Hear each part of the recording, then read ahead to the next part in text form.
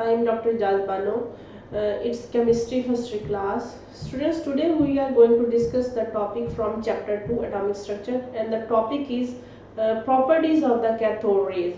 Students, after completing this topic, you will be able to understand the applications of the discharge tube. Basically, discharge tube, this is also called cathode rays tube. With the help of its application, with the help of experiments in discharge tube, we will learn the properties of the cathode rays. And before going into the detail of the discharge tube experiments, I will just recall you about the discharge tube. I already told you in previous topics that it has basic 5 to 6 components, and in all further discussion this tube will be exact according to this construction. Different discharge tubes will be used. And its basic components are like glass tube and the any type of gas inside the glass tube that is at low pressure, 0.01 torr, with the help of vacuum pump. And there are two electrodes, anode and cathode. When it is attached to the positive terminal of the battery, then this is called anode. When it is attached to the negative terminal of the battery, then this is called the cathode. And a high voltage battery, so it will the cathode rays will produce when you apply at low pressure 0.01 torr and high voltage 5000 to 10,000. Then we will observe and we will conclude the properties of the cathode rays. Students, you can see this is a discharge tube. Just its shape is changed, otherwise it has all the basic components like cathode, anode, battery, high voltage battery, vacuum pump, gas inside the tube, and just it has an extended glass, and there is also attached a one fluorescent photographic plate, you can see fluorescent screen, just to observe where cathode rays are striking. Students, first at low pressure and high voltage, when there is no electric field or magnetic field, you can see cathode rays are produced. They travel towards the anode and they straight travel and strike at the point B, and they produce a glow on the photographic or fluorescent screen that shows these rays are traveling and striking straight at the point B. But in 1895, J. Perrin, the scientist, he applied the magnetic field.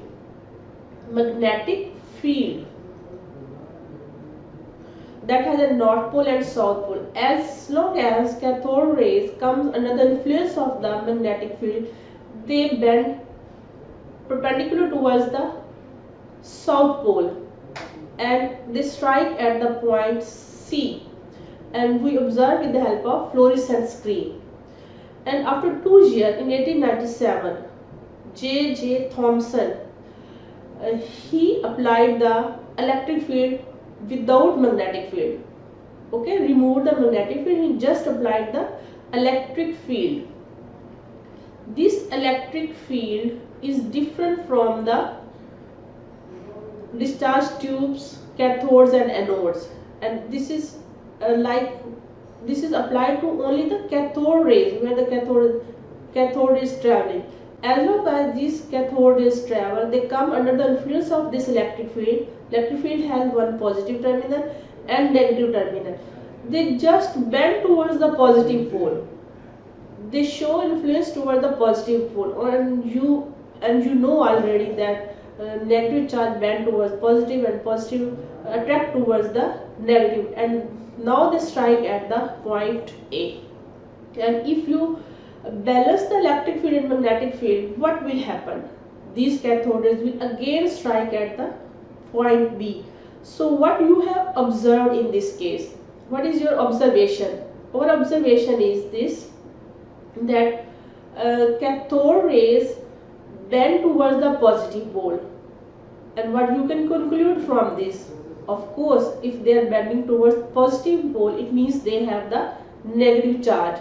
So these cathode rays we will prove in this at the end of this lecture that basically these cathodes are electrons, so they carry a negative charge. So this is the property of cathodes. Cathodes carry negative charge, and they J.J. Thomson and J. Perrin, they also calculate the charge to mass, charge of electron divided by mass of electron. That comes 1.75 8 10 raised per 11 coulombs per kilogram. It means 1 kilogram of electrons that contain a charge of 1.75 8 10 raised per 11. And in the next experiment, again this is the same discharge tube. It has same components, like this is tube, electrodes negative and positive attached to the battery, and vacuum pump and the gas inside tube, and this is at low pressure 0.01 torr and high voltage applied up to 10,000 volts.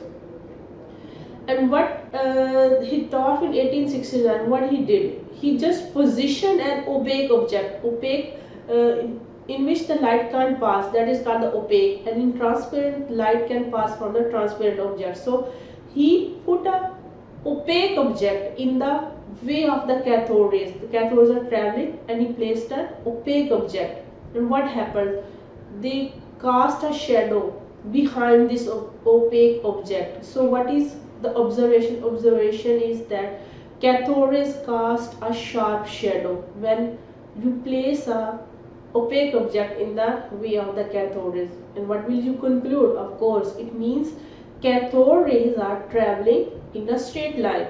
If they are not traveling straight line, then there will be no shadow. This one showing a paper diagram, you can say, and here is like a practical diagram. This is like a original discharge tube and putting a very a small opaque object, and this producing a shadow behind it. It means cathode rays, they travel in a straight line. So students, in the next property that was observed by positioning a light, very light and small pedal wheel, like its components are anode, cathode, high voltage battery, vacuum pump and the gas inside tube.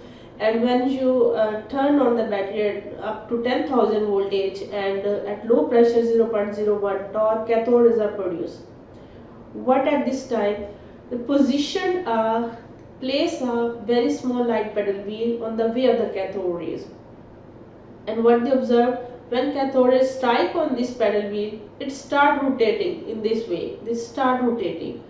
So what you observe, that when you position a very small pedal wheel on the way of the cathode rays, it start rotating. What you can conclude? You can conclude that basically cathode rays are material in nature. Cathode rays are material particles. It means they also possess the momentum. In the discharge tube, what we observed, cathode rays have negative charge. They travel in a straight line. They are material particles. They possess the momentum. Here comes another property. Okay. This is again inside. This is the glass envelope containing vacuum. This is the, so you can say this is the discharge tube. Inside the gas at low pressure. This side is cathode, negative attached to the battery, and this is the positive called anode, and definitely a vacuum pump to adjust the pressure inside. And this is again covered by lead casing. I will let you know why this is used. When used an anode of higher mass, any metal of high mass like aluminium or tungsten, when you use this, what happens when this is used to focus the electrodes, cathode rays striking on this anode. For that purpose, this focusing cup is used. When these cathode rays strike on the anode, they produce the X-rays. That is given a window to come out to observe its properties.